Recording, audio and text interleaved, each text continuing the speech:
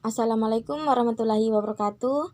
Saya Mardia Islamawati Putri dengan NIM D1B1 20292, mahasiswa dari Universitas Megareski Makassar, Prodi S1 Farmasi Ali Jenjang. Baiklah, saya akan menjelaskan tentang kefarmasian. Adapun 3 poin penting dalam video ini yaitu: yang pertama, definisi farmasi; yang kedua, sejarah farmasi; dan yang ketiga yaitu pendidikan kefarmasian. Yang pertama yaitu definisi farmasi. Farmasi bahasa Inggris yaitu pharmacy. Yang kedua yaitu bahasa Yunani pharmakon yang berarti obat. Adalah salah satu ilmu kombinasi antara ilmu kesehatan dan ilmu kimia yang mempelajari tata cara penyediaan obat menjadi bentuk tertentu sehingga siap untuk dijadikan obat untuk suatu penyakit. Yang kedua yaitu sejarah farmasi. Inilah tokoh-tokoh besar yang berjasa terhadap terbentuknya ilmu farmasi. Yang pertama yaitu Paracelsus pada tahun 1541 sampai 1493 sebelum Masehi, berpendapat bahwa untuk membuat sediaan obat perlu pengetahuan kandungan zat aktifnya dan dia membuat obat dari bahan yang sudah diketahui zat aktifnya. Yang kedua yaitu Hippocrates pada tahun 459 sampai 370 sebelum Masehi, yang dikenal dengan Bapak Kedokteran. Dalam praktek pengobatannya telah menggunakan lebih dari 200 jenis tumbuhan. Yang ketiga yaitu Claudius Galen pada tahun 200 sampai 129 sebelum Masehi, menghubungkan penyembuhan penyakit dengan teori kerja obat yang merupakan bidang ilmu farmakologi. Yang keempat yaitu Ibnu Sina pada tahun 1980 sampai 1037 telah menulis beberapa buku tentang metode pengumpulan dan penyimpanan tumbuhan serta cara pembuatan sediaan obat seperti pil, supositoria, sirup, dan menggabungkan pengetahuan pengobatan dari berbagai negara yaitu Yunani, India, Persia, dan Arab untuk menghasilkan pengobatan yang lebih baik. Yang kelima yaitu Johann Jakob Wapfer pada tahun 1620 sampai 1695 berhasil melakukan verifikasi efek farmakologi dan toksikologi obat pada hewan percobaan. Ia mengatakan ia adalah orang pertama yang melakukan penelitian farmakologi dan toksikologi pada hewan percobaan. Percobaan pada hewan merupakan uji praklinik yang sampai sekarang merupakan persyaratan sebelum obat diuji secara klinik pada manusia.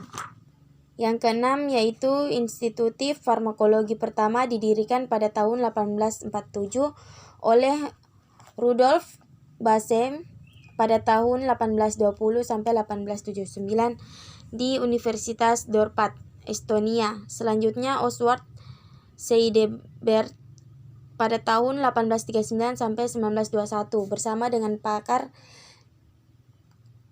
disiplin ilmu lain menghasilkan konsep fundamental dalam kerja obat meliputi reseptor obat, hubungan struktur dengan aktivitas dan toksisitas selektif.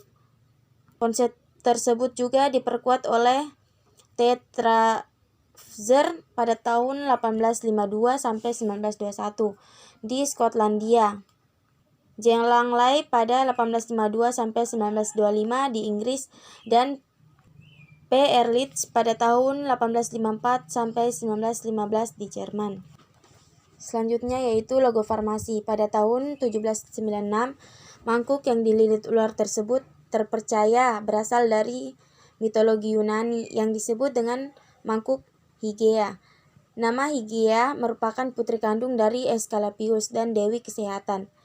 Pada waktu itu, ayah Hygieia, Aesculapius, merupakan dewa kesehatan dan dewa penyembuh.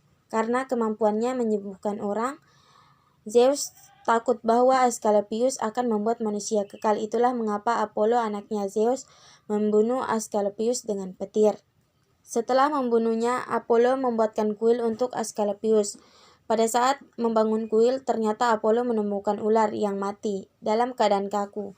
Anehnya, ketika dia mengambil ular tersebut dan dijatuhkan, ular tersebut bisa merayap kembali. Kejadian diartikan sebagai penyembuhan dan penghidupan kembali kematian Asklepius.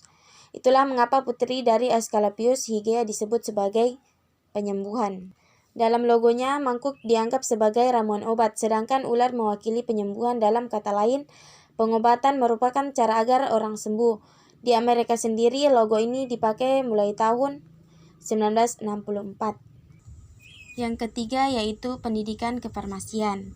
Sistem pendidikan di sekolah farmasi terdiri dari 4 tahap atau strata, yaitu yang pertama sarjana atau strata 1 atau S1 yang dirancang selesai dalam 4 tahun dengan gelar sarjana sains atau SSI, prodi sains dan teknologi farmasi, atau sarjana farmasi atau S-Pharm, atau prodi farmasi klinik dan komunitas.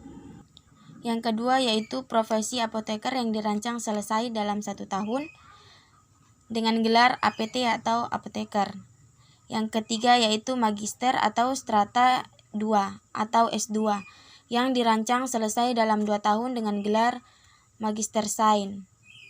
Yang keempat yaitu program doktoral yang dirancang selesai dalam 3 tahun dengan gelar doktor. Baiklah, itu 3 poin tentang kefarmasian yang dapat saya jelaskan. Sekian dan terima kasih.